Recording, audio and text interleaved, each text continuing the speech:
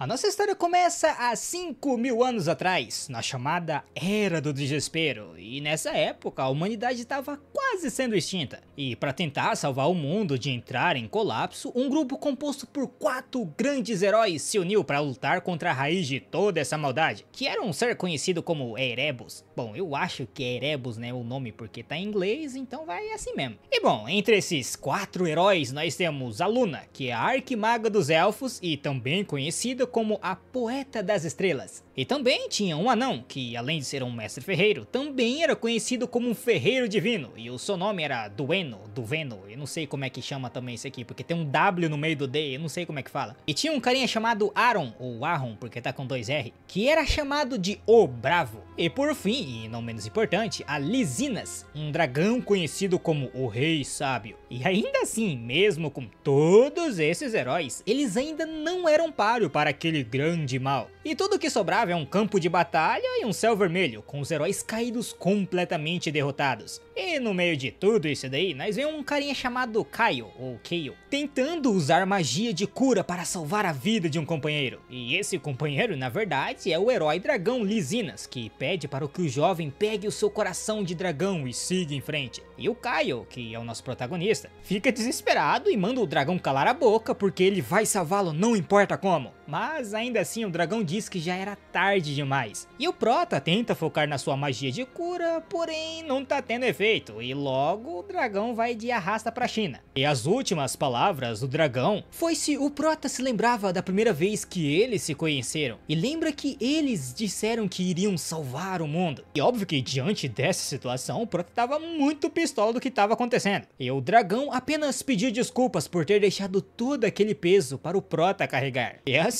ele acaba morrendo. E sem muita alternativa, o prota pega o coração do dragão e enquanto se lembra de todos os seus amigos. E ele agradece a todos por terem ficado com ele por todo esse tempo. E então um enorme poder começa a fluir pelo seu corpo. E agora, cheio de raiva por ter perdido seus amigos e com um poder absurdo, ele se depara para enfrentar o Erebus, ou Erebus, sei lá qual que é o nome desse velho. E mesmo com o Erebus de frente dele, o prota fica tranquilo ali, dizendo que não se importava se o corpo dele iria queimar por completo, pois ele iria ter a certeza de consumir a alma do Erebus. E bom, essa foi a história do Kaio, o herói do princípio e o protagonista da nossa história. E com isso ele vai em direção ao monstro, mas então a cena corta e vemos que tudo que aconteceu agora não passava de uma história bem antiga, e estava sendo contada de uma mãe para seu filho, e ela estava contando como o sacrifício do nobre dragão Lisinas foi o que afastou o Erebus e trouxe a paz para todos. Então o bebê começa a chorar e alguém reclama para a mãe, que se chama Reina, perguntando se ela já não se cansou de ler esse mesmo livro pela 1000ª vez. Porém ela fala que aquele livro é o favorito do Léo, que é o prota, pra quem não entendeu, né? Ela diz que vai ler de novo, e vemos que o bebê é estranhamente parecido com o herói Kaio, porque, que nem eu tinha dito, né, ele é o protagonista da história. De qualquer forma, a mãe acha que o Léo tava adorando a história, porém, então vemos o pensamento do bebê, e ele tá achando tudo aquilo lá uma bosta, porque, tipo assim, ele não queria ler aquele livro, ele tava balançando o braço porque ele não queria ler. Afinal, pelo que a história tava dizendo, isso aconteceu há 5.000 anos no passado, e era ele que tinha derrotado Erebus. Só que por algum motivo ele acabou reencarnando nesse bebê chamado Léo, e também por alguma obra do destino que nem mesmo ele sabe, os livros pareciam estar tentando reescrever a história daquela batalha, quase como se ele nunca tivesse feito ela. Ou melhor, pra quem não entendeu, ele simplesmente não aparece na batalha, porque o Erebus só evaporou segundo a história, sendo que foi o prota que matou o Erebus, mas não tá na história. Tá, vamos continuar a história. Primeiro a gente tem que entender melhor como é que tá a vida do prota agora. Então a cena corta novamente para uma escola de magia chamada Escola Real de Delan, onde um professor estava dando aula para seus alunos, explicando que, como todos ali já sabiam, eles agora estão na Era dos Heróis. Então o professor explica que eles já fazem 5.000 anos desde aquele registro dos heróis, que é como se fosse uma bíblia que conta a história dos heróis. E bom, depois de todos esses acontecimentos, o mundo mudou completamente, e naquele ano, a Academia de Delan foi selecionada para sediar o exame de admissão para a Academia Lumene. E o professor não tinha dúvidas nenhumas que alguns alunos ali no meio tinham qualificações para se tornarem heróis, e que eles facilmente iriam passar no exame de admissão para deixar seus nomes marcados na história. Bom, eu não sei se vai funcionar, né? Porque no caso do Prota, ele simplesmente foi apagado da história, então acho que não tem vantagem nenhuma ser herói. De qualquer forma, no meio de discurso do professor, ele escuta um som de ronco vindo de um dos alunos. E obviamente o professor dá uma bronca nele e vemos que quem tá roncando é ninguém menos que o Prota. E agora ele tava com 15 anos de idade, e o professor diz que se ele é tão bonzão assim para dormir na sua aula, então por que ele não explica qual era o ritual que alguém deveria fazer para se tornar um herói há 5.000 anos atrás? O Prota se levanta no meio de todo mundo e diz que se você fosse capaz de ter seu nome reconhecido, as pessoas iriam naturalmente te respeitar. Então não precisava desse negócio estranho de ritual ou sei lá o que. E obviamente o professor não fica muito feliz com essa resposta e manda outro aluno responder. E então um garoto de cabelos vermelhos levanta a mão e explica que, no passado, era quase impossível ser reconhecido pelos deuses. Então apenas um ritual sagrado poderia ser usado para selecionar os heróis. Como por exemplo, um dos rituais era conhecido como o Ritual de Sangue. E é óbvio que o professor elogia o garoto e diz que não esperava menos de um dos melhores magos do reino. E o nome do garoto ali era Gulliver Traten, da casa de Traten. E o professor continua a elogiar o garoto, dizendo que tem grandes esperanças para ele durante o exame para a Lumene. Nisso, o Prota começa a pensar no quanto tudo aquilo era uma mentira muito ruim. Porque na época dele, como herói Caio, ser notado pelos deuses era facinho e não tinha essa palhaçada de ritual sagrado.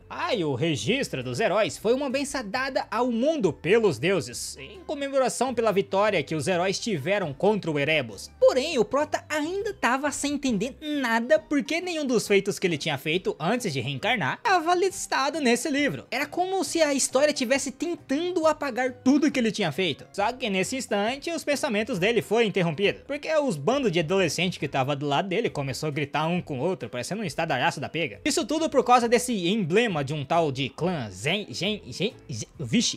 Zerdinger, misericórdia. Meu amigo, que nome que é esse? E bom, do outro lado da janela, eles veem várias pessoas bem vestidas, caminhando pelos corredores. E entre elas estava a Célia Zerdinger.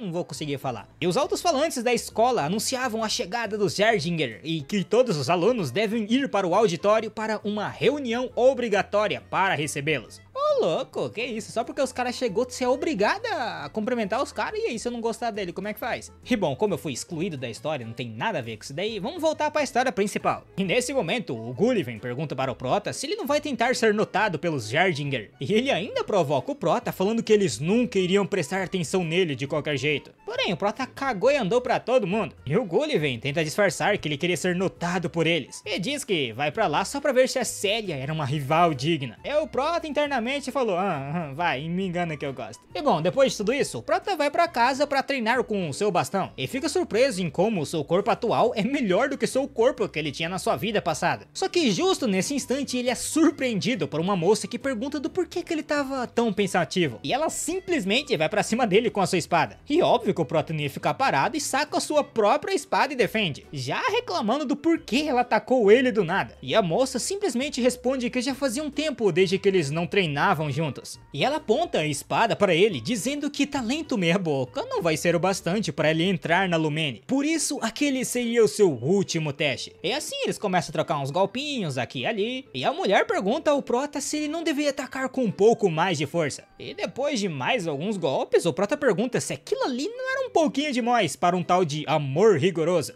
E aquela mulher doidona que atacou ele do nada é simplesmente a mãe do Prota. E o nome da mãe dele é Reina Plof. E ela dizia que não se importava muito em testar os limites do seu filho. E acrescenta que mesmo ele falando que aquilo era um pouquinho demais, ele ainda assim estava conseguindo bloquear todos os ataques dela. Por isso ela partiu pra cima dele mais uma vez com sangue no olho. Só que no meio do caminho ela para e se pergunta se não estava mesmo pegando um pouco pesado com ele. Pois se o Prota não fosse capaz de desviar daqueles ataques, ele poderia se machucar. Só que nesse meio tempo que ela estava pensando, o Prota aproveita para desviar do ataque e contra-atacar, colocando uma espada contra ela e vencendo a luta. E óbvio, como um bom filho, ele pergunta se a mãe dele tava bem, né? Pelo amor de Deus. Pô, por favor, né, rapaziada? Não vai querer bater na sua mãe, porque não é pelo amor de Deus, né? De qualquer forma, a mãe do Prota tava muito surpreso quão longe seu filho tinha chegado. E pergunta se ele ainda pretendia fazer o exame pra entrar na academia Lumene. Ah, eu não falei desse negócio da academia ainda, né? E bom, é uma academia de treinamento para os humanos virarem heróis. E dentro as 4 raças que receberem o registro dos heróis, que é aquele livro que eu falei lá atrás, cada uma delas tinha uma academia própria. O Prota acreditava que, de todas elas, a academia Lumene é a mais provável de ter algum registro da vida passada dele. Por isso ele responde a pergunta da mãe dele, dizendo que é claro que ele vai pra academia. E com isso, a reina começa a dizer então que, por coincidência, o clã Zerdinger, que tinha visitado a escola do Prota mais cedo, também iriam morar com eles na mansão dos Plov. E ela continua dizendo que, por mais que ela não queira, ela iria pedir um favor para o vice-patriarca dos Zerdingers, para que ele ensinasse ao Prota as técnicas secretas de aura do clã, que com isso o Prota iria ser forte o bastante para se classificar no exame para Lumene, que iria acontecer no ano que vem. Só que mal ela sabia que o Prota pretendia se juntar a Lumene logo nesse ano. Porque tipo assim, ele tá com hack, né? Se ele já foi um herói forte pra um caramba, é só usar as técnicas de antigamente, não? E justo nesse momento, os Zerdinger chegam em sua carruagem. E então uma garota sai de dentro dela, enquanto se pergunta por que o tio dela não poderia ter só alugado um hotel ou algo do tipo pra eles ficar. E essa garota aí é a Célia Zerdinger, que também era conhecida como a Princesa da Espada. E ela comenta que gostaria de poder ficar nos exames para Lumene, ao invés de ir para um lugar pequeno como aquele.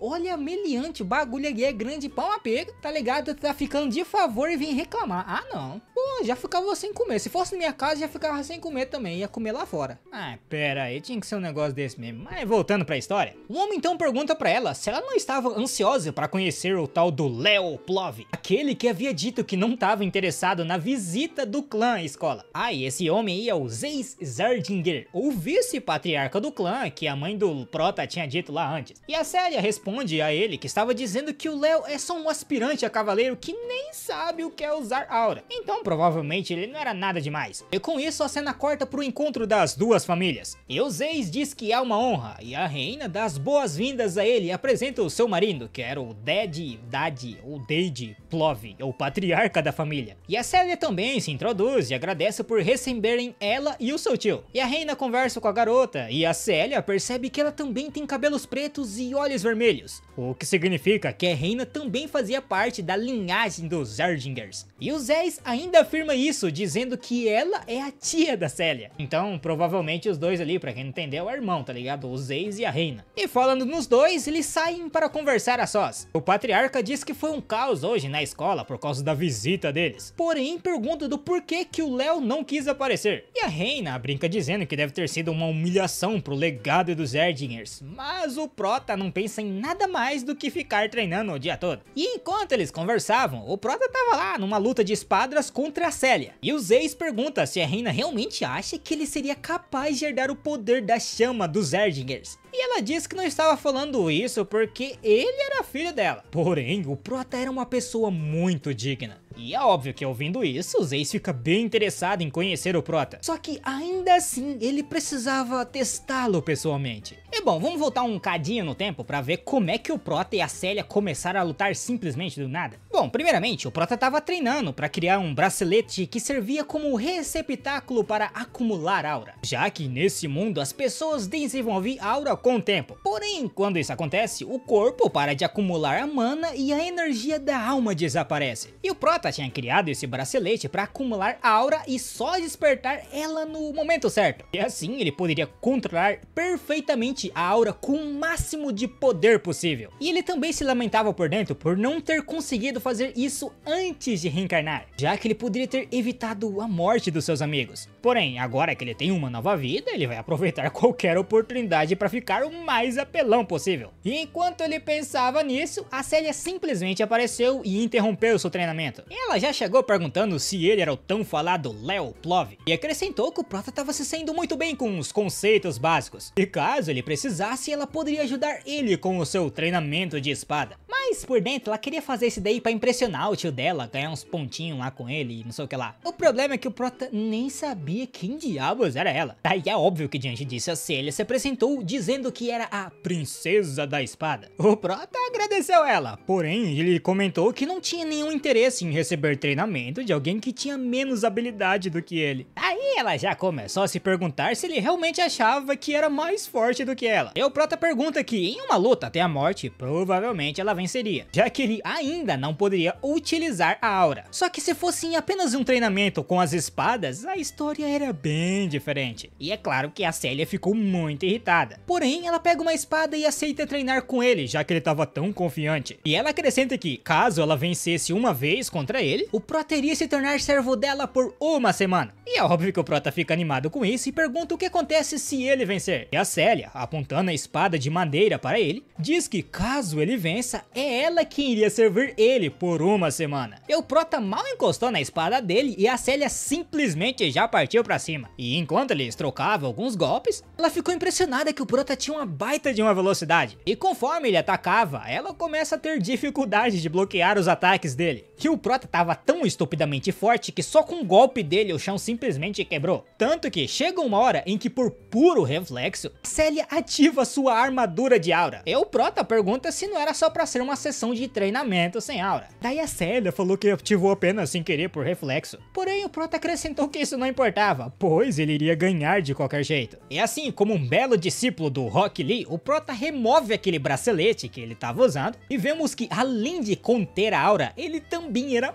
muito pesado. E é óbvio que depois de fazer isso ele fica absurdamente rápido e brutal com seus ataques. Não dá nem tempo pra Célia reagir e ela já tem logo a sua espada completamente destruída por ele. E assim ela perde a luta se perguntando como diabos ele era tão forte. É um pouco após isso, a Reina e os Zeus estão indo diretamente ao encontro do Prota e acabam esbarrando com ele pelos jardins da mansão. Nisso a Reina pede para que ele se apresente ao novo visitante e é exatamente isso que o garoto faz. E o Zeus também se apresenta e diz que é o tio do Léo e eles apertam as mãos. Nisso a mãe do Prota pergunta se ele já se encontrou com a Célia e justamente quando ele fala isso, uns guardas lá atrás aparecem carregando a garota numa maca, completamente desacordada. Bom, esse deu o mínimo, né? Eu tô do lado do Prota, porque a guria chegou falando mal da casa do cara, ia ficar lá de favor, já vem encher o saco. Nesse momento eu tô meio que do lado do Prota, mas é claro que eu não sou a favor de violência contra a mulher, né? Mas que nem dizem, o karma chegou. Tanto que o Zeus perguntou o que diabos tinha acontecido com ela, e mesmo depois de ouvir a explicação do guarda, ele tava sem acreditar que o Prota conseguiu derrotar mesmo sem aura. E o Patriarca diz que foi bem impressionante ele ter conseguido derrotar ela e pergunta que negócio que é esse de aposta que eles tinham feito. E o Prota diz que eles apostaram que a Célia ia se vestir de maid por uma semana e fizer tudo o que ele pedisse. E quando o Zeus escuta isso, ele fala que até entende que cumprir com a sua palavra em uma aposta é o correto a se fazer. Só que de jeito nenhum que ele vai deixar um membro da família Zendiger ser um serviçal de alguém. E do jeito que ele falou, até parecia que eles simplesmente espancaram o Prota ali mesmo. Por isso ele só pedia pro Prota cancelar a aposta e disse que iria compensá-lo de outra forma. Entretanto, o Prota bateu de frente e falou que recusava, pois enquanto a Célia responder pelos nomes dos Erdinger, ela deveria cumprir com as suas responsabilidades. E o Zeus tenta argumentar perguntando se ele não aceitaria mudar a aposta se ele ensinasse a técnica secreta dos Endigers pra ele. E o Prota só fala que não vê valor nenhum em aprender uma técnica ensinada com o propósito de apagar a humilhação de um membro da família. E com isso, o Zeus ficou ainda mais pistola e pergunta se ele tá de sacanagem, porque ele não tava só pedindo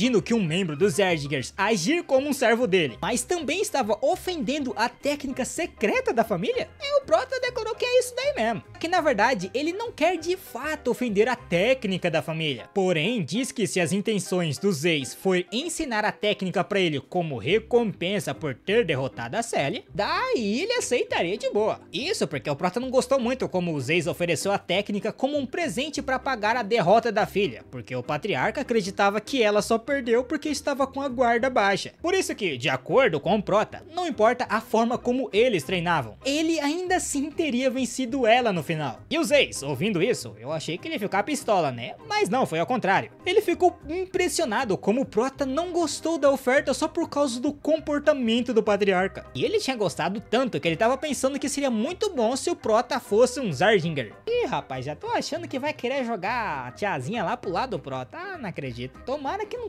aconteça isso. Nem sei se vai dar certo, né? Já que a guria fica reclamando da casa dele. E bom, com isso, o Zeus aceita a proposta do Prota e manda os guardas levarem a Célia para o dormitório das maids. Fênix, dizendo que o Prota poderia chamá-lo de tio se ele quisesse. E com isso o Prota simplesmente volta pro seu quarto e enquanto ele andava, o Zeus começou a dizer à reina que iria tentar convencer o patriarca principal da família para permitir que o Prota aprendesse as técnicas secretas da família, em especial uma chamada de Sopro da Fênix. É bom, um pouco mais tarde, lá no quarto do Prota, a Célia simplesmente apareceu já vestida com as suas roupas de empregada e disse que estava ali para servi-lo com o que precisasse. Apesar que internamente ela não estava lá muito feliz com isso, né? E o Prota começou a dizer que tinha ficado surpreso em como o estilo da garota combinou com aquela roupa de maid, o que deixou a Célia ainda mais envergonhada. Nisso o Prota pede desculpas por deixar ela envergonhada e diz que tinha um amigo que valorizava muito a beleza acima de tudo, e talvez alguns hábitos desse amigo tenha pegado nele. E diante disso nós vemos um flashback do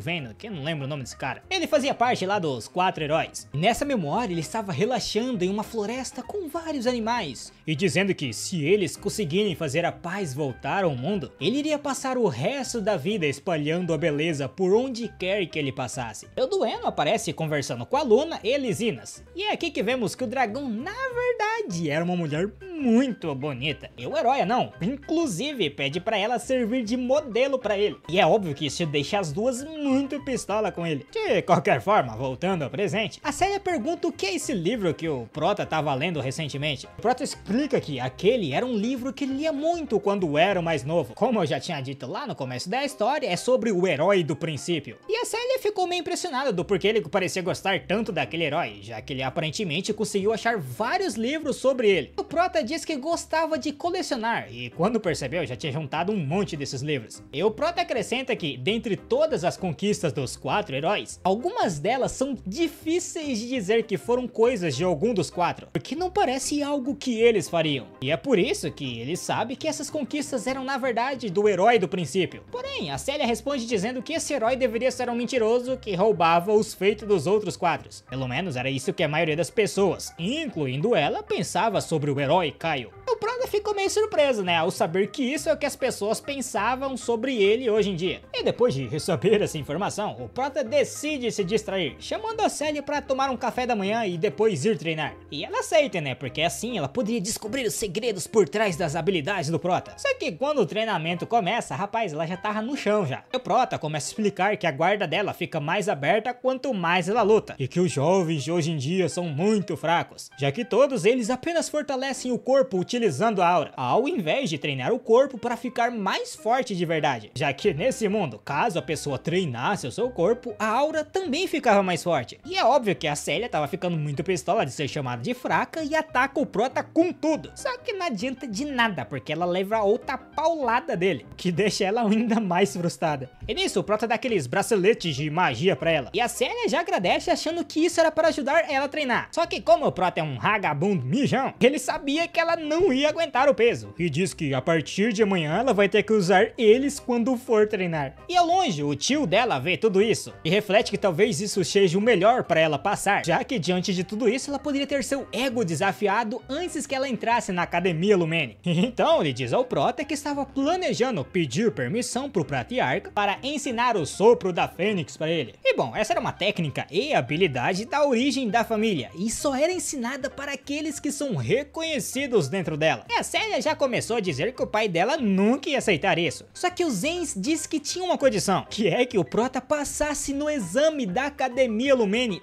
nesse ano. E a Célia já começou a dizer que isso era muito perigoso para ele. Porém, quando o Prota ouve que isso seria uma batalha real, ele se lembra da sua vida passada como herói e fica empolgado. Porém, ele acaba dizendo que nunca teve uma experiência de batalha real. E acrescenta que, se o pai e a mãe dele aceitarem, ele com certeza iria participar. E o Zenz já esperava por isso e deixa os dois continuarem com o treinamento. E assim, uma semana se passa depois dessa conversa, e o dia do exame para a Academia Lumene finalmente tinha chegado. E o Prota e a Célia chegaram no local e todos ficaram impressionados por estarem diante da Princesa da Espada. E óbvio que ele se pergunta quem era o garoto do lado dela. E como já tinha se passado uma semana, a Célia não precisava ficar agindo mais como uma empregada pro Prota, só que ela ainda não tinha perdido o costume de chamar o Prota de mestre. Mas Mas justo nesse momento, a conversa dos dois era interrompida por Gullivan, aquele garoto ruivo lá do comecinho. E enquanto ele era todo educado com a Célia, ele só ficava falando um monte de bosta pro Prota, perguntando o que diabos ele tava fazendo ali, sendo que ele nem sabia utilizar a aura. E bom, como todo protagonista, ele simplesmente ignorou o garoto. E quando ele tentou se apresentar, a Célia apenas falou que não queria se lembrar dele. E os dois até tentam sair dali e deixar o garoto falando sozinho. Só que então outra pessoa chama por ela. E esses dois eram o Abad e Chelsea Llewellyn, ou Llewellyn, alguma coisa assim. E bom, eles pareciam conhecer a Célia há muito tempo. E bom, a Célia não parecia estar muito feliz em ver eles ali. E comentou que eles são da mesma linhagem dos heróis do Império de Lórdain. E eles iriam participar do exame também. Por isso, ela e o Prota não poderiam perder para eles. De jeito nenhum. Ou isso iria manchar o nome da família Zendiger. Nisso, o Abad se aproxima e pergunta quem é esse ao lado dela. E a Célia apresenta o Prota e diz que ele veio da família Plove. Porém, o mago ali diz que ele não passa de um peixe pequeno. Daí os dois começam a se encarar por um tempo e os gêmeos simplesmente saem dizendo que o primeiro lugar com certeza vai ser deles. E a Célia comenta que vai ter certeza de esmagar aqueles dois no exame. E justo nesse momento, um dos examinadores aparece. E ele se chama Albi Zeron e é um professor da Academia Lumene. E a Célia fica surpresa por ser ele. E o Prota pergunta quem diabos é esse cara. E o Albi, na verdade, é um herói famoso e um dos que está listado no registro dos heróis. E o Prota ficou surpreso que um playboyzinho desses é chamado de herói pelas pessoas dessa era. E além disso, ele nota que o olho esquerdo dele estava emanando uma grande quantidade de mana. Então, o professor começa a explicar que os testes geralmente são combate 1 contra 1 ou derrotar algum tipo de monstro. E os candidatos se revezam para fazer cada um deles. Só que ele acha esse método muito tedioso e simplesmente queima a lista dos testes. E ele então puxa um livro e começa a emanar uma magia chamada Registro dos Heróis, Mundo de Abi, capítulo 1, prólogo, Floresta Selvagem. E assim, todos os alunos são cercados por um círculo mágico e começam a ser teletransportados para dentro do livro. E o Albi diz que odeia ineficiência, então ele vai combinar todos os testes em um só. E nesse instante, o Prota se lembra de uma aula que ele teve explicando como funcionam os registros dos heróis. Primeiramente, ele não é um livro qualquer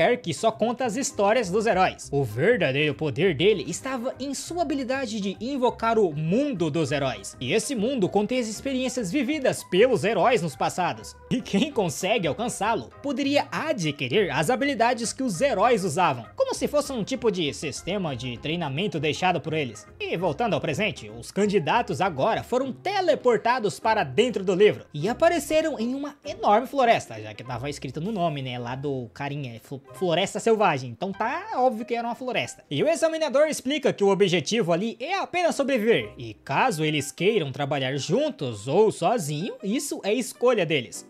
E cada um deles recebeu um cristal mágico, que eles devem quebrar caso queiram desistir do teste. E assim eles vão ser teleportados para fora do livro em segurança. E depois que o examinador termina de falar, o Prota percebe que ele reconhece aquele lugar da época dele. Aquela ali era a Floresta dos Elfos antes de ser poluída pela rainha das bruxas Silatiná. Eu não sei se o nome dela é essa, mas é 2L aqui, então é Silatiná. E alguns dos candidatos já começaram a ficar com medo e pensando em desistir. Só que um deles disse que não precisava se preocupar, porque aquilo ali é só uma projeção, então tudo deveria ser falso. Entretanto, o Prota diz que ele tá errado, porque mesmo que sejam só memórias do examinador, tudo ali é bem real e pode facilmente matar quem não tava esperto. Porém, não é só com isso que o Prota tem que se preocupar, porque do nada ele é surpreendido por uma flecha e óbvio, ele consegue desviar por muito pouco. Mas quando ele olha pra ver quem tinha tirado ela, percebe que é um daqueles gêmeos de antes. E era ninguém menos que a Chelsea, declarando que estava feliz em poder eliminar alguém da família Zertingen. E o Prota começou a tentar explicar que na verdade ele é da família Plove. Entretanto, a Chelsea não quer nem saber e simplesmente partiu pra cima dele. Cara, dá até raiva, né, esse pessoal. Você tem que explicar os bagulho pra ele, sempre faz cagada, tá parecendo um figurante. Então, ela invoca uma foice de vento e o Prota percebe que esse é um feitiço que não existia na época dele. Mas mesmo assim, ainda é um feitiço bem básico. E a Chelsea então começa a declarar que ele parece muito relaxado, mesmo com ela prestes a atacar. E com isso, ela atira sua foice contra ele. Porém, o Prota consegue repelir ela só utilizando a sua espada. E óbvio que ela estranha como que o Prota fez isso sem usar nenhuma aura. E ela até se pergunta se ele estava utilizando um tipo de aura que era difícil de detectar. Só que o Prota apenas responde ela que o ataque dela foi muito fraquinho. E sugere que eles parem de lutar e unam as suas forças, já que a competição era para ver quem sobrevive por mais tempo. Entretanto, a Chelsea diz que, infelizmente para ele, ela era uma maga de batalha e com ela não tinha papo. Nisso o Prota fica zoando ela, falando que o ataque foi poderoso, mas muito direto. Então ela já prepara um ataque de novo para lançar contra ele e diz que não vai deixar ele ficar dando lição de moral pra cima dela. E assim ela lança vários e vários ataques pra cima dele. Só que quando ela percebeu, o Prota nem tava mais no lugar onde ela tinha mirado. E juntamente disso, ela parou de sentir a presença dele. E com isso, simplesmente do nada, o Prota aparece e acerta ela com um soco direto na barriga, fazendo ela desmaiar e jogar a arma dela pra longe. E bom, depois desse diálogo bem amigável que eles tiveram, e ele pergunta se agora ela mudou de ideia e iria aceitar unir forças com ele. E justo nesse momento, a cena corta pra academia e os alunos estão só agora começando a receber imagens do que tá acontecendo dentro do livro. E logo a primeira coisa que eles veem é a Chelsea amarrada em um poste e o Prota simplesmente indo tacar fogo nela. Meu irmão, antigamente o povo fazia isso daí, né? Eu acho. Era só a mulher falar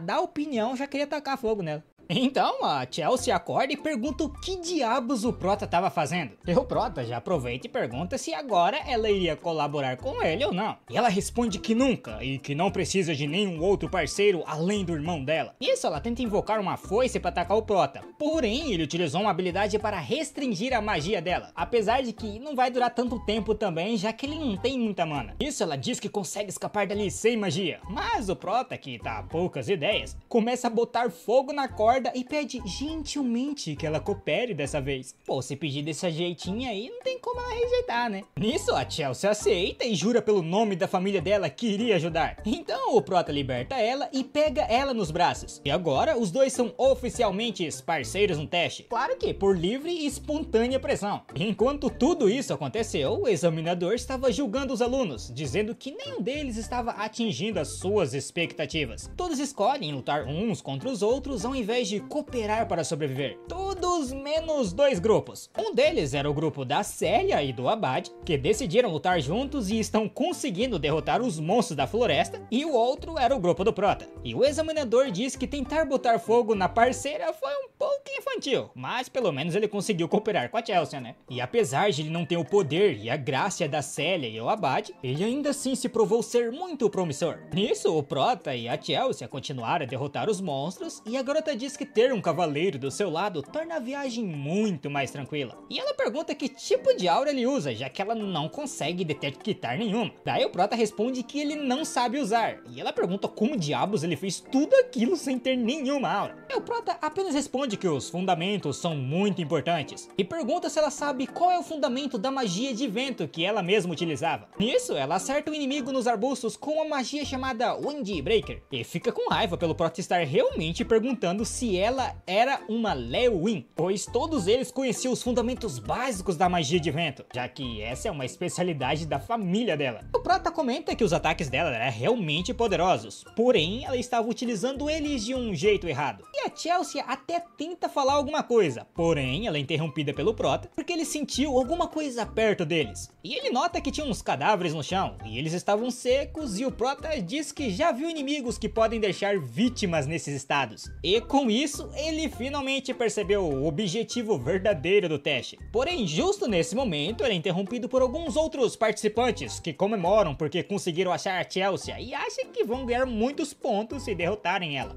E claro, eles poderiam ignorar o Prota, já que ele é só um Zé Ninguém. E quem tava liderando esse grupinho aí é o Gullivan. Manda todos eles atacarem ao mesmo tempo. E é óbvio que o Prota consegue revidar o ataque de um dos capangas e pede pra Chelsea dar apoio pra ele com as suas magias. E o Gullivan manda ele eles atacarem de novo. Porém, agora o Prota e a Chelsea já estão preparados e sacam as suas armas. E simplesmente do nada a cena corta pro Gulliver correndo na floresta, completamente cagado de medo, dizendo que precisa encontrar outra equipe. Nisso ele passa pela Célia, que nem reconhece ele, só ignora e decide ir para outro caminho. E um pouco depois ele acaba se esbarrando com o grupo do Prota e vemos que ele arregaçou com todos os capangas do Gulliver. Nisso os irmãos ficam felizes em se reencontrar, porém a Célia pergunta por que eles estavam juntos. O Prota só falou meio por baixo que conseguiu convencer a Chelsea. E a cara que ele fez ali já deixa a Célia meio preocupada com o que ele tinha feito. Porém, eles não tinham muito tempo para conversar, né? Nisso o Prota começa a ajudar os feridos ali e explica a todos que eles precisam trabalhar juntos se quiserem sobreviver naquela floresta. E ele explica sobre os cadáveres que ele tinha achado lá um pouquinho mais cedo e que existe uma anomalia naquela floresta que tá sugando a energia deles. Além de que todos os monstros na floresta simplesmente sumiram. É como se eles estivessem com medo de alguma coisa muito poderosa. O que significava que talvez um monstro de rank maior apareceu na floresta e deve ter assustado todos os outros para longe. Nisso, o Abade diz então que talvez o primeiro grande feito do examinador Albi como herói foi exterminar esse monstro de rank alto. E é então que ele sente uma presença amedrontadora na floresta e todo mundo, menos o Prota, já fica com medo. Até que o monstro finalmente se revela. Mas não pro grupo do Prota, mas sim pro do Gulliver, que estava andando à procura de outra equipe, dizendo que não importa o que aconteça, ele ia fazer o grupo do Prota reprovar naquele teste. Só que enquanto ele explora, ele também sente a mesma presença que o grupo tinha sentido. E ele acaba esbarrando com um dos cadáveres e cai no chão. E logo atrás dele aparece uma criatura. E ele já fica com medo de olhar para trás. Porém, quando ele faz isso, ele percebe que tem uma aranha gigantesca prestes a atacá-lo. E enquanto tudo isso acontecia, vamos voltar um pouco para a escola. E vemos que tinha muitos alunos que tinham reprovado, e era mais de 500, segundo o examinador. E um dos professores fala que o Albi deveria escolher pelo menos 100 candidatos para passar, assim como era nas outras regiões. Porém, o problema é que agora só sobraram 50. E o Albi fala para ele que não importa, se nenhum deles provar que é capaz, ele vai reprovar todo mundo mesmo. E também que o diretor Kalian colocou ele como examinador mesmo sabendo que isso poderia acontecer, então não era pra eles reclamar. E nisso, o Albi pensa em como os heróis de verdade surgem em meio de momentos críticos. E o Prota provavelmente já deve ter notado aquela anomalia na floresta. Só que, será que ele vai ser capaz de passar daquele teste? E falando no Prota, nós volta pra floresta, onde o grupo do Prota estava avançando mesmo estando tudo escuro. Até que eles avistam algo à sua frente. E quando a Célia usa sua arma para iluminar, eles veem uma aranha prestes a devorar o Gulliver. E o Abade tenta utilizar um ataque de vento contra a criatura, porém o Prota se coloca na frente e manda o Gulliver usar o seu cristal para sair da floresta. E é óbvio que o Gulliver não estava muito feliz em obedecer às ordens do Prota, só que sem muita escolha ele quebra o cristal e é teleportado para fora da floresta. E agora sobrou para o resto do pessoal enfrentar essa aranha gigante aí. E o Abade tenta utilizar a sua magia de vento, mas não parece fazer quase nenhum efeito nela. E a aranha se levanta para atacar e o Prota finalmente reconhece que aquela é a aranha da Tarinatulha, ou Tarantulha, alguma coisa assim. E um dos figurantes até tenta atacar com a sua arma, porém ele é repelido e voa contra uma árvore. E com isso, a Célia decide tentar atacar também. Então ela aponta sua espada para a aranha e grita, proeminência. E logo depois uma rajada de fogo sai da ponta da sua espada e acerta o bicho. Só que mais uma vez ele se levanta como se nada tivesse acontecido. E o Abade já chega tirando onda e dizendo que a diferença entre a força de um cavaleiro e um mago é muito gritante. E assim ele lança um ataque contra a aranha. E diferente da Célia, ele não se importa muito se seu ataque vai pegar em mais alguém por perto. E ele até consegue cortar a cabeça da aranha com esse ataque. Só que rapidamente ela já se regenera e ataca mais uma vez. E se não fosse pela magia da irmã dele que defletiu uma das patas, ele provavelmente já teria ido de arrasta ali mesmo. E dessa vez ele só ficou com um cortezinho no braço. E diante disso, todos começaram a ficar apavorados com o poder da regeneração da aranha. Só que o Prota conta para todos que aquela ali é a Tarantulha, a filha da rainha do Tártaro, que é a Silatina, e um dos monstros que fazia parte do exército do Erebus, que pra quem esqueceu mais uma vez é o monstro lá do início, rapaziada. E o Prota nesse momento se lembrou daquela aura no olho direito do Examinador e reconhece que aquela mana vinha do Rei das Fadas da Floresta, pois no passado a Tarântula se tornou a governante da floresta depois de derrotar o Rei das Fadas em uma luta e devorar a mão direita dele. E o Prota tinha achado que a Luna tinha conseguido matar o monstro, porém, aparentemente, a mão direita do rei estava no estômago do monstro e tinha salvado a vida dela. Na verdade, o que salvou a vida dela foi um anel na mão direita, já que ele era uma fonte infinita de energia da vida, que também era conhecido como Anel da Vida dos Elfos. E voltando ao presente, a Célia e o Abade percebem que o monstro é a chave para passar no teste, e começam a discutir para ver quem vai derrotar ele sozinho. Daí eles começam a atacar o monstro com tudo que tem, só que mais uma vez não adianta de nada. Pô, por que esse povo fica insistindo, né, velho? O bagulho é forte, pô, uma pega e fica enchendo o saco. E, ó, pô, se junta, o bagulho do professor falou lá no início que é pra se juntar, mas esse povo é chato, hein? E até o Prota declarou que não ia adiantar nada eles ficar fazendo aquilo ali. A aranha só ia ficar se regenerando e depois no fim eles iriam ficar sem mana. Daí a Célia pergunta para o Prota o que ele sugeria então. E o Prota respondeu que duas pessoas precisam trabalhar juntas e não ficar sortando ataques sem nenhum rumo. E é claro que primeiramente a Célia e o Abade recusam. Porém, quando o Prota diz que todos vão falhar se ninguém conseguir derrotar aquele monstro, eles aceitam. E o Abade diz que mesmo se eles cooperarem, ainda levaria um tempo para preparar um ataque forte o bastante para causar dano nela,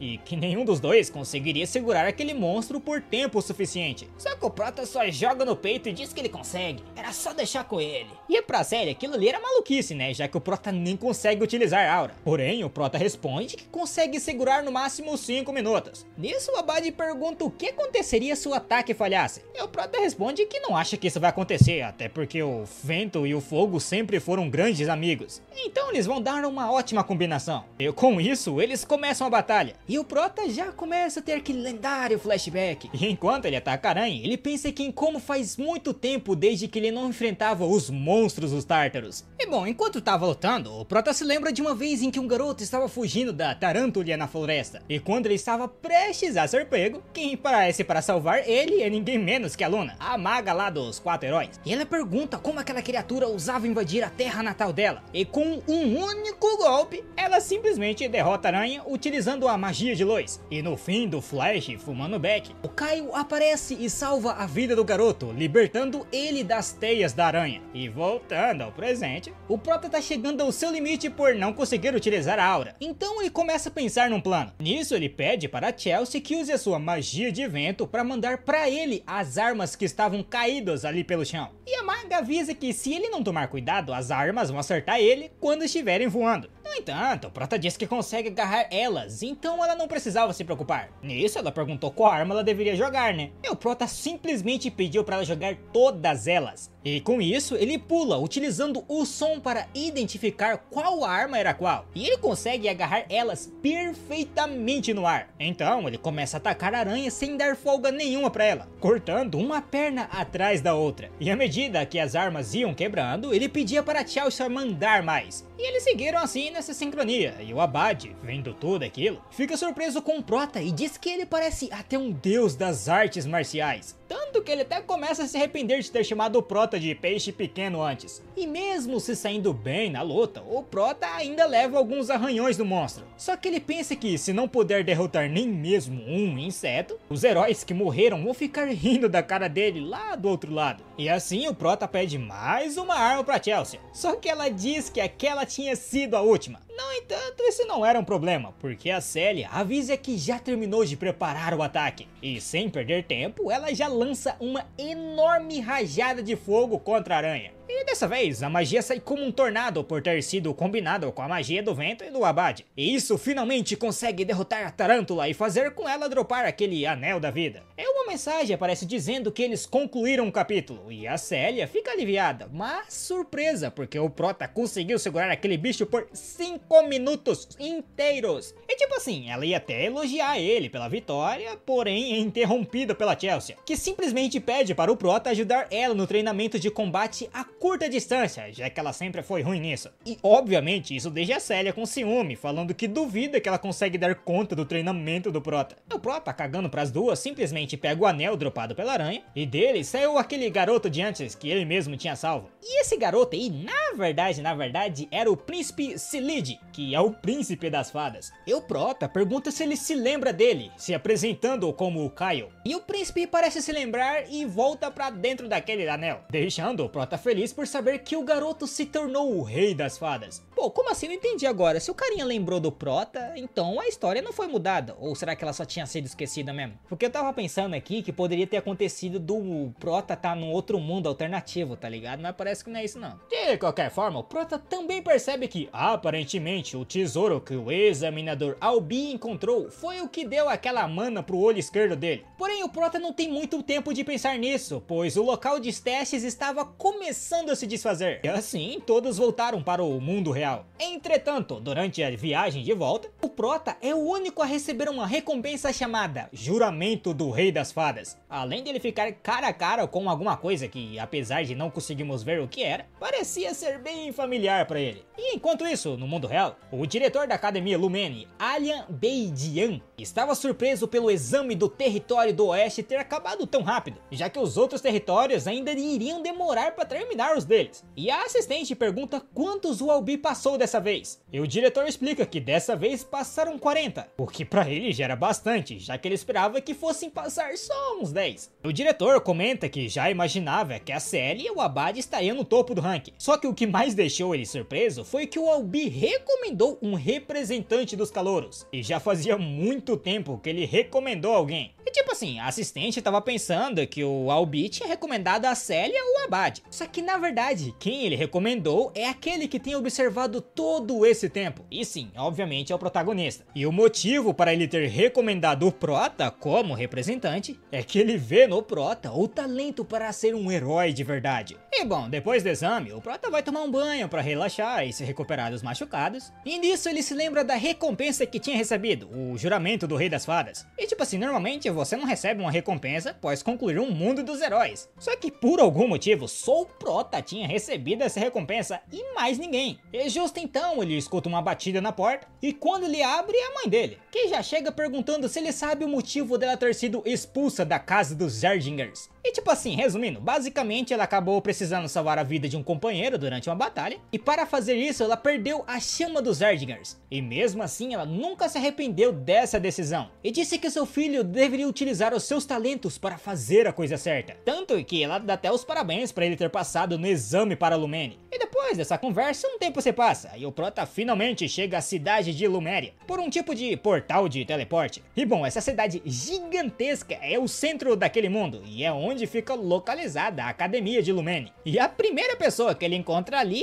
é ninguém menos que seu tio Zeis, que também dá os parabéns por ele ter passado no exame. E o Zeis explica que ele foi até a cidade porque a família Zerdiger estava um caos, já que eles não se decidem se passa ou não o sopro da Fênix pro Prota, já que mesmo que a mãe dele tinha sido expulsa da família, o Prota meio que já pertenceu a essa família no passado, então tinha o direito de receber a técnica. Mas no fim das contas, os anciões da família ficaram surpresos que o Prota conseguiu passar. Então o Zeis deu pra ele uma chave de subespaço, e ele manda o Prota utilizar essa chave, né? E quando ele faz isso, um livro em branco aparece na frente dele, e o Zeis continua pedindo para o Prota colocar um pouco de sangue naquele livro. E após o Prota fazer isso, o livro brilha e umas palavras aparecem. Porém, o Zeis diz que só o Prota pode ver o que estava escrito. E aquele livro ali ensinava as técnicas secretas dos Zerdigers. E o Zeis tem certeza que ele vai conseguir aprender todas elas sem problema nenhum. E parabeniza ele, pois agora ele se tornou um membro da família Zerdiger. E com isso, mais tarde, o Prota vai ter a praça da cidade, já que a Célia tinha combinado de se encontrar com ele por lá. E justo nesse momento, uma garota de óculos esbarra nele e derruba todos os livros que ela tava carregando. Aquela típica cena de clichê, né? E ela pede desculpas e recolhe os livros, mas deixa pra trás uma carteira de identificação. E aparentemente o nome dela é Chloe Mueller, e ela também é uma caloura na Academia de Lumene. Porém, o Prota não teve muito tempo pra devolver pra ela, porque ela simplesmente tinha sumido. Nisso, o Prota entra numa loja e lá ele encontra a Célia, que já tava fazendo as compras do uniforme e dos materiais, e pergunta por que o Prota tinha demorado tanto. Nisso, ele explica que demorou porque encontrou o tio dela e conta sobre o poder que ele recebeu. E ele até demonstra a técnica de fogo ali na loja mesmo. E a Célia simplesmente caiu pra trás, porque ela demorou quase 3 semanas pra entender como a técnica funcionava. Tanto que ela pergunta quem diabos é o Prota pra ter aprendido aquilo ali tão rápido. E depois disso, todos se reúnem no porto pra embarcar no navio que vai levá-los à escola. Lá, eles encontram o professor chamado Ain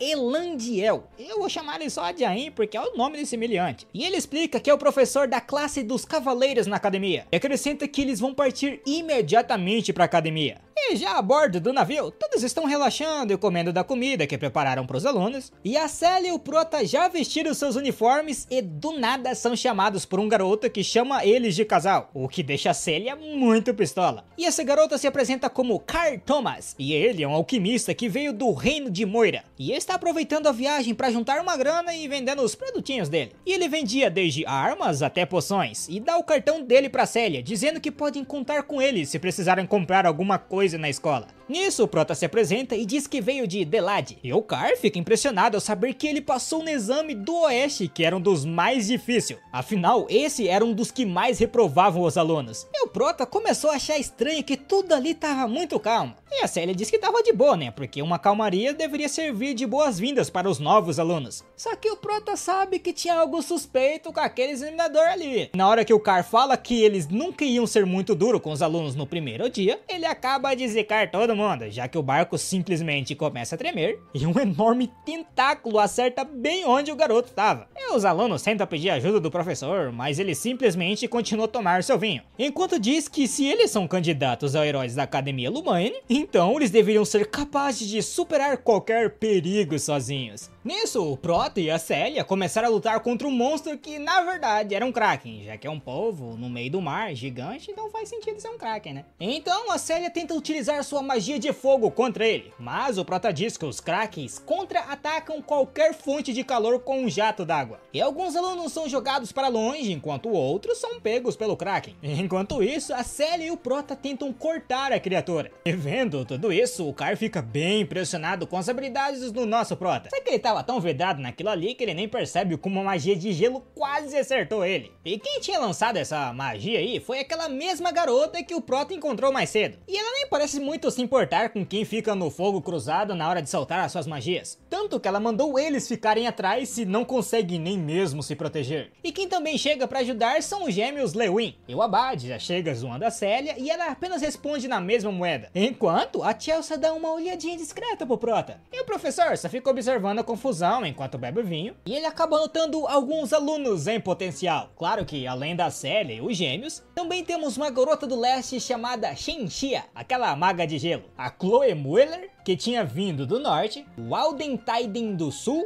o Duran Moira do centro, mas mesmo assim com esse monte de nome complicado, o professor tava mais interessado no Prota, que o nome dele era mais fácil que é Léo, então eu também fico do lado do Prota. E ele acrescenta que o garoto não desperdiça seus movimentos, era como se ele conseguisse prever as ações do Kraken. E depois da batalha, o navio finalmente chega na Academia Lumene e tá todo mundo só o pó da rabiola. E o que não ajuda muito a melhorar os ânimos é que o instrutor diz que eles vão ter que passar por esse lago todo santo dia para chegar na escola. Então todos seguem pro hall da entrada da academia, que é uma escola gigantesca. E todos se reúnem para fazer a cerimônia de entrada. E antes de começar, porém, o diretor decide fazer um discurso para motivar os alunos. E ele fala que muitos ali têm esperança de se tornarem heróis. E que se eles realmente querem isso, eles precisam se colocar na linha de frente e ultrapassar todos os seus limites. E do nada ele simplesmente dá um socão na mesa, enquanto diz que aqueles que não conseguirem não pertencem àquela academia.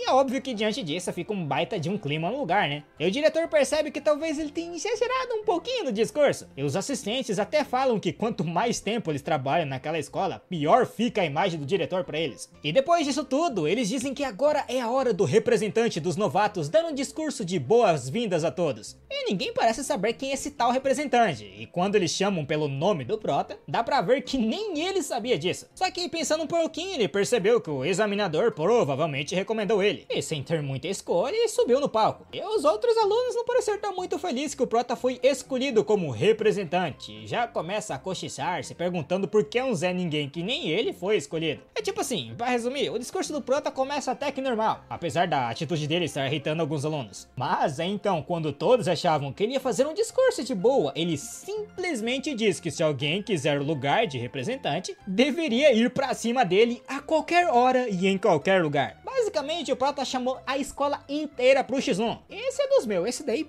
rapaz, entendeu? É isso daí. Nisso, a cena corta para mais tarde nos dormitórios, e o professor explica que, independentemente de qual área eles querem se formar, eles poderão escolher qualquer classe que eles quiserem, e vão poder escolher até 3 cursos diferentes para se formar. Ah, e o quarto que o Prota acabou pegando é o 302, que é o lado do quarto do Car. Então, daqui pra frente, eles vão se ver bastante. E depois de dar boa noite pro coleguinha ali, o Prota vai pro seu quarto. E lá, ele pensa sobre o que ele deve fazer em Lumene. E o mais importante, se é lá que ele realmente vai achar o que ele estava procurando, que é o registro de herói da sua vida passada. E pensando nisso, ele simplesmente sai durante a noite pra procurar por ele. E depois disso, cortamos pro dia seguinte, onde o Prota estava no refeitório pronto pra tomar café da manhã com o Car, quando do nada algo voa na direção dele, e a pessoa que jogou é um dos top estudantes, o Duran Moira. E ele pergunta para o Prota se o que ele falou ontem no discurso sobre desafiar todo mundo do colégio era mesmo verdade. E o Prota provoca e diz que deve ser verdade se um estranho veio provocar uma luta com ele do nada. E isso já deixou o Duran um pouquinho mais irritado, ao ponto dele dar um chutão na mesa deles e simplesmente jogar a comida pro ar. E o Prota faz aquele bagulho tipo de filme, tá ligado? Ele consegue pegar todos os ingredientes e até faz um sanduíche com eles. E diz que seria um crime desperdiçar tanta comida assim. Só que o Duran tá tão irritado com o jeito metido do Prota que ele não quer nem saber, ele só quer botar ele pra baixo. Lá ele. E na hora que o bagulho ia ficar bom, ou lá ele, sei lá, na hora que a luta ia começar, na verdade, o professor Ain aparece, tão rápido que nenhum deles conseguiu sequer sentir a presença dele. E ele diz que eles mal chegaram e já começaram a lutar. E se fosse isso, é bom que eles estejam preparados para a punição que vem a seguir. Porém, a gente vai deixar isso daí pra depois, já que a cena cortou pros alunos na classe dos cavaleiros. E a aula estava prestes a começar e a Célia estava estranhando do porquê o Prota ainda não tinha chegado. Quando, justo nesse momento, a porta abre. E tanto o Prota quanto o Duran aparecem. E os dois claramente estavam bem exaustos. Porém, quando a Célia perguntou o que tinha acontecido, eles nem têm tempo de explicar, porque o professor começa a aula. Enquanto o professor se apresentava, o Prota e o Duran continuavam se encarando, um prestes a quase voar no pescoço do outro a qualquer momento. Só que, voltando para a aula, o professor explica que existem 3 poderes derivados da mana: a energia mágica, a energia da alma e a aura, sendo esse último o mais difícil de se controlar. E isso é porque a aura perde a fluidez da mana durante o processo da conversão. E basicamente, a energia da alma e a energia mágica usam a mana em seu estado natural, enquanto a aura absorve a mana e converte ela de um jeito que se encaixe melhor com o corpo do usuário. E nisso, o professor pergunta quem ali é capaz de explicar como se utiliza a mana direto no corpo do usuário. E o Prota, que já conheceu os fundamentos da aura da sua vida anterior, responde que eles gastam a mana absorvida para utilizar os poderes da aura. Além disso, a coisa mais importante quando se vai gastar a mana é o nível de resistência do usuário. E o professor, ouvindo isso, fica bem impressionado com o conhecimento do Prota, enquanto o Duran fica cada vez mais irritado com ele. E depois disso, o professor decide dar uma atividade para a turma, e ele começa a criar plataformas embaixo dos seus pés que permitem ele andar no ar. E ele chama essa técnica de passo da aura, e é uma das técnicas mais básicas do controle de aura, que permite o usuário a concentrar aura nos pés para andar em qualquer lugar. Então, os alunos começam a praticar o passo da aura enquanto lutam. E a Célia diz que vai ensinar a técnica pro Prota se ele chamar ela de irmãzona. Porém, eu não sei se ela esqueceu que ela tava conversando com o Prota, né? Porque ele simplesmente declarou que não precisava da ajuda dela. E diante disso, o professor Ain percebe que tanto o Duran quanto o Prota estavam sendo meio arrogantes. Então, ele chama a turma toda e coloca os dois, um do lado do outro. E lá no fundinho, o cara começa a fofocar com todo mundo sobre o que tinha acontecido. E enquanto isso, o professor pergunta o que foi que irritou tanto assim o Duran pra ele começar uma briga. E ele simplesmente mente, dizendo que não tava com raiva. E vendo isso daí, o professor decide que é melhor deixar os dois se resolverem na pista de corrida. E manda os dois fazerem um tipo de competição ali mesmo. Uma corrida onde eles possam usar a aura de forma que quisessem para vencer. Então eles se preparam para a corrida. E mais uma vez o cara aproveita a situação para ganhar uma graninha extra, né? Ele já começa a postar com os alunos para ver quem eles achavam que iriam vencer. Justo nesse momento começa a partida entre o Duran Moira, o mestre da aura relâmpago, e o novato desconhecido Leo Plov, pelo título de representante de novatos. E com isso as fofocas começam a aumentar e o pessoal ainda não vai com a cara do Prota. Não só porque ele não tinha aura, mas por causa daquele discurso que ele tinha feito. O professor declara que o primeiro que cruzar a linha de chegada vence, e o perdedor tem que aceitar a derrota. De qualquer forma, tava na hora de começar a corrida. Nisso, o Duran já começa na frente e fica tirando onda com o Prota, que tá ainda bem mal no controle de aura, e isso irrita o pessoal da plateia. E ele já começa a falar que o Prota ter sido escolhido como representante não passava de uma farsa. Mas ao contrário deles, a Chelsea tava torcendo pelo Prota. E enquanto isso, o Duran já tava na metade da corrida, mas é aí que do nada o Prota simplesmente começa a seguir por outro caminho. E óbvio que ninguém entende nada, porém ele começa a pular pela plateia, utilizando o impulso da aura nos pés, não para ganhar velocidade, mas para saltar mais alto. Nisso ele consegue passar na frente do Duran e todo mundo fica sem entender bulhufas nenhuma. E a Célia percebe que o Prota utilizou na verdade não era só a aura como parecia, mas sim algo chamado de Passos da Fênix. E o Kai e a Chelsea ficaram muito felizes com a vitória do amigo. E o professor elogiou os dois, tanto na velocidade do Duran, que foi bem mais rápido do que ele esperava, quanto do Prota, que mesmo não sendo tão rápido, mostrou um domínio ótimo da sua técnica. É tipo assim, o Prota tenta fazer as pazes com o Duran depois da corrida, falando que ele foi bem e que se fosse uma corrida de longa distância, o resultado seria diferente. Porém, o Duran não quer saber de nada e simplesmente manda o Prota tomar lá no meio do negócio dele. É isso mesmo, tá ligado? Eu não vou nem falar aqui porque aqui é family friendly. E bom, diante disso, o professor percebe que no meio dos discípulos dessa geração, pode ser que surja um grande herói no futuro. E a Chelsea fica animada pela vitória do Prota e mais uma vez pede pra ele treinar ela na arte de combate. E isso deixa Car com ciúme por algum motivo. E nem a Célia liga muito pra explicar pro garoto porque a Chelsea não liga pra ele. Então o Car decide convidar todos pra ir tomar um café. Porém o Prota recusa porque ele vai ir para a aula de invocação que estava prestes a começar. E diante disso eles achavam estranho que o Prota, que é um cavaleiro, querer frequentar uma classe de invocação. E vemos que na verdade o Prota ainda tá pensando sobre aquela recompensa que ele ganhou da prova, que era o juramento do Rei das Fadas. Pois a recompensa que alguém ganha por vencer um livro de um herói é ligada ao nível de poder e o tipo de magia do usuário. E o juramento do Rei das Fadas é uma magia de invocação. E o professor Albi não tem habilidade de invocador, mas sim de um mago convencional. Por isso o Prota não entende por que ele recebeu uma magia de invocação ao invés de uma habilidade de mago. Fora que o poder de invocar uma fada só funciona se ele for para a Terra das Fadas e fizer contato com uma lá. Então, por enquanto, só ter aquela magia ali era meio que inútil. Enquanto o Prota estava pensando nisso e indo em direção à classe de invocação para saber mais, alguém chama por ele e pergunta se ele também está cursando essa aula. E essa pessoa é a Shenxia, a capitã dos feiticeiros do leste. E assim eles se apresentam e ela comenta que ele poderia chamar ela só de Xia. E ela até comenta que não esperava que um cavaleiro tivesse interesse em invocação. E o Prota só responde que estava interessado no espiritualismo. E diante disso, a Xia fala que então daqui pra frente eles iriam se encontrar bastante. Nisso, ela mostra que já fez um contrato com o espírito e invoca um espírito da água pra mostrar pro Prota, perguntando se ele pode mostrar o espírito dele também. Porém, acontece que o Prota ainda não tinha feito um contrato com o espírito, né? Por isso ele não tinha nada pra mostrar agora. Nisso, a Xia diz que depois que o Prota fizesse o contrato, caso ele precisasse de alguma ajuda com o espírito ou invocações, ele poderia contar com ela. E aproveitando a situação, o Prota pergunta a idade dela e fica surpreso quando ela disse que tem 17 anos. Sendo assim 2 anos mais velho que o Prota, que já tem 15, e era aparentemente bem mais nova que a Chelsea. E depois dessa conversa, ela disse que ficou bem impressionada com a partida dele contra o Duran, e pede para que, no futuro, ele aceite o desafio dela também. O Prota respondeu que aceitava, o que deixou a garota ali muito feliz. Nisso, o Prota e a Shia vão para a classe de invocadores e ele fica surpreso porque tem bem poucos alunos nessa classe. Porém, a Shia diz que essa não é lá uma classe muito popular na academia. E outra coisa que chama a atenção do Prota é que a aula iria ser feita em um campo aberto. E quando ele ia perguntar o porquê, a resposta para essa dúvida vem logo em seguida, quando um Wyvern gigante aparece e pousa perto dos alunos. E ela chega perto de um dos alunos e começa a cheirar ele. E isso assusta o garoto, que tenta mandar ela embora. Só que então a professora aparece e diz que ela estava fazendo isso porque gostou dele. E por isso ela declarou que ele é um idiota.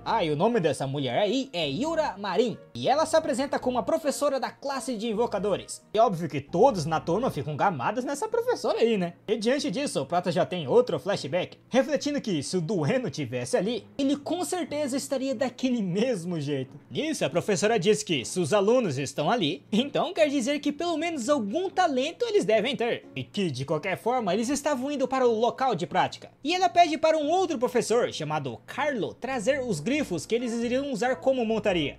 E eles deveriam se dividir em duplas e escolher um grupo para os dois montarem. E como ela não deu simplesmente nenhuma explicação de como montar neles, um dos alunos diz que essa era a primeira vez deles montando um grifo. Porém, a professora fica pistolada. E ela diz que se ele acha que não consegue fazer aquilo, então ele simplesmente deveria dar meia volta e sair dali. E com isso ela monta no Wyvern e levanta voo, deixando todo mundo para trás. Então, o professor Carlo tenta acalmar os alunos e ajuda eles a como montar nos grifos. E todos começam a montar, e alguns alunos até conseguem, mas outros têm muita dificuldade. Enquanto isso, a Shia se oferece para ajudar o Prota a montar. E ela é bem educada quando fala com ele, até chama ele de jovem mestre. Enfim, todos começam a levantar o voo e seguem a professora pelo céu até a área de treinamento. E a Shia estava muito animada por poder voar em um grifo e pede para trocar de lugar com o Prota. E ela comenta que adorou que eles são muito mais mansos do que ela achavam que seriam. Porém, o Prota fala que ainda assim ela precisa ter cuidado, porque eles são difíceis de dominar para quem tá voando pela primeira vez. Só que então a professora assopra uma flauta e do nada os grifos começam a ficar agressivos e fazem os alunos perderem o controle. E é então que eles percebem que, na verdade, os grifos nunca obedeceram. Esse tempo todo eles estavam ouvindo as ordens da professora. E é agora que o verdadeiro teste começa. E a Yura diz que eles não podem se considerar estudantes da Luménia se eles não são capazes de controlar um simples grifo. Além de que essas invocações têm um forte senso de orgulho. Então, tentar domar um com força bruta só vai deixar eles ainda mais agressivos. E o grifo que a Shia estava montando quase fez ela cair. Porém, ela é segurada pelo Prota em uma cena meio constrangedora para os dois. E ele segura a mão dela e começa a ajudar ela a controlar o bicho. E diante disso, a professora fica impressionada com as habilidades do Prota. E ela até pergunta pro Carlos se nos registros do Prota dizia se ele já teve um grifo em casa alguma vez. Porém, ele responde que não. E não só isso, ele também não tem nenhuma linhagem nobre. Então, diante desses fatos, a professora assume que aquilo ali é apenas talento puro. Mas mal sabe ela, né, que o Prota é reencarnado. E outra, também não entendi esse negócio da linhagem. O Prota não é nobre? Ou será que é outra linhagem que ela tava falando? Mas bom, eles finalmente chegam na área de treinamento, que era a Ilha das Invocações. E o Prota já percebe algumas frutas gigantes no meio da floresta. E nota também que tem uma pena de grifo em cima delas. Então, ele dá uma pro grifo que trouxe eles e percebe que essa era a fruta favorita deles. E a professora então reúne os alunos e diz que agora eles vão estar fazendo um exame prático. Pra tristeza de todos que não esperava ter que fazer isso logo no primeiro dia, né? Bom, é bem zoado, né? Se imagina você chegar na escola lá, tá numa boa, começando a conhecer o pessoal, tá ligado? Pá, na tua cara uma prova. Tá maluco? E um dos alunos já começou a reclamar, dizendo que aquilo ali ainda era o período das classes de teste pra descobrir qual caminho eles queriam seguir. Então por que simplesmente eles iam fazer uma prova logo agora? Porém, a Yura fala que é o caminho que os invocadores seguem. É um que tem um pouco mais de desafio que as outras classes. E ela explica que pros invocadores não basta só ter o controle de mana. Eles também precisavam ter afinidade com os espíritos para fazer o contrato. E a habilidade de domador para poder controlar as invocações. E é por esse motivo que o número de magos que tem potencial para serem invocadores é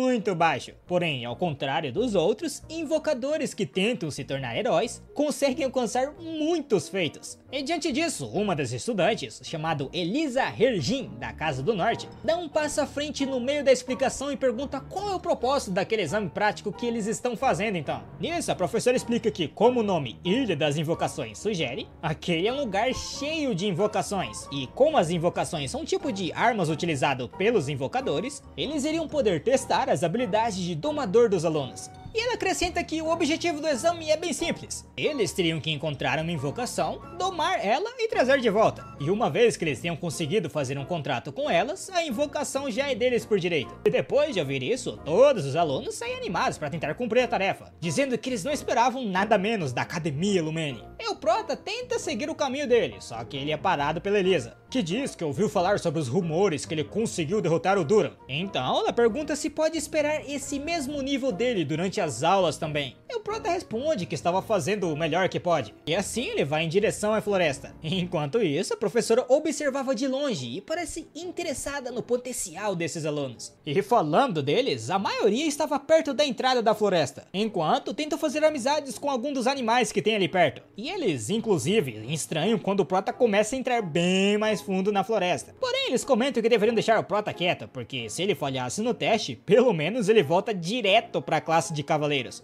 E aparentemente o pessoal ainda não ia muito com a cara do Prota, e estavam achando que ele estava subestimando a arte da invocação. Enquanto isso, o Prota continua caminhando bem pro interior da floresta, e então ele para e puxa uma pena que ele tinha pego antes, e ele começa a utilizar uma magia de fogo para queimar completamente a pena, e parece ter confirmado alguma coisa com isso. E seja lá o que for, vai ter que esperar, porque a cena corta diretamente pros pais do Prota, e eles estão em uma pausa para comer em algum lugar desconhecido. Mas a Reina tava meio preocupada sobre como está sendo o primeiro dia de aula do seu filho. Só que o pai dele diz que não precisa se preocupar porque é só o primeiro dia. Então, o que de ruim poderia acontecer com ele? Mas é nesse tipo de frase que o bagulho começa a acontecer, né? E quando a cena volta pro Prota, percebemos o que foi que ele tinha descoberto. Aquela pena que ele queimou e as chamas que apareceram eram por causa da invocação que ele tinha acabado de chamar. E o Prota, sem querer querendo, acabou invocando uma das invocações lendárias. Isso mesmo, a própria Fênix. Então a Fênix fala com o Prota e diz que sentiu o poder do clã dos Zendiggers e a chama da Reina vindo dele. Nisso, o Prota pergunta se ela reconhece a mãe dele. E a Fênix diz que já imaginava que ela teria um filho dessa idade. E a Fênix responde que conheceu a mãe dele sim, e tem uma grande dívida com ela. Então, ela assume sua forma de pássaro e se apresenta como Firina, uma das 3 invocações místicas. E a Firina explica que a mãe do Prota já salvou a vida do invocador dela, que era uma heroína chamada Ellen Lunda, que o Prota parece reconhecer o nome logo de cara. E ela explica que a Ellen estava em uma dungeon e perdeu todos os seus parceiros e estava em perigo de perder a sua vida também. Então a Reina veio e a salvou, perdendo a chama dos Zendiggers no processo. Sim, ela era a companheira que a mãe do Léo tinha falado lá no início que tinha entregado a chama e por isso que perdeu a família, é isso? Perdeu a família, saiu da família. Por isso a Fênix simpatizava com a Reina, dizendo que se não fosse por isso, ela não teria perdido o posto dentre os nobres. Porém, o Prota diz que a sua mãe nunca se arrependeu de ter salvo a Ellen naquele dia. E o Prota pergunta o que ela estava fazendo em Lumene. E a Firina diz que não pode dizer para ele ainda. Porém, ela pergunta o que um cavaleiro como ele estaria fazendo numa ilha de invocações. E o Prota responde que estava lá para ter aulas de invocador. E a Fênix diz que aquilo ali só pode ser o destino, e que agora ela pode finalmente pagar a dívida com a mãe do Prota. Nisso, ela entrega um ovo pro Prota, dizendo que aquele ali era o filho dela, e que quando o Prota se tornasse um grande invocador, ela espera que ele faça um contrato com o que quer que nasça daquele ovo. Ué, não é um ovo de Fênix? Não vai ser uma Fênix? Por quê? Como assim? Não entendi agora. E a Fênix continuou dizendo que era uma pena pro outro invocador que deveria receber isso. Porém, o Prota acabou chegando primeiro. Nisso, ela pergunta se o Prota não pode fazer o contrato logo agora. E assim, o Prota começou a enviar a sua magia para o ovo. E a Fênix de primeira diz que ele precisa parar, porque ainda é muito cedo. Só que aos poucos ela percebe que na verdade talvez tenha sido um pouco atrasado, pois ela vê nos olhos do Prota a mesma coragem para desafiar o impossível que a mãe dele tinha. Então ela desejou ao Prota uma boa sorte, e com isso o Prota continuou fazendo o contrato. E é isso, muchachos. Se vocês querem a continuação dessa belíssima obra pra saber se o Prota vai conseguir fazer o contrato ou o corpo dele vai ser destruído no processo, vocês vão ter que comentar aí, vão ver, galinha frita, porque não sei, se vai sair uma fênix daquele ovo ali, eu não sei, porque a própria mãe falou que eu não sabia. De qualquer forma, se vocês puderem hypar o vídeo, se inscrever no canal, ajudar nós aí, que eu tô meio lascado, não tô conseguindo trazer vídeo todo dia. Eu tô meio na correria, mas já eu consigo me resolver. Mas como eu já enrolei demais, vai logo pro próximo vídeo, já enrolei.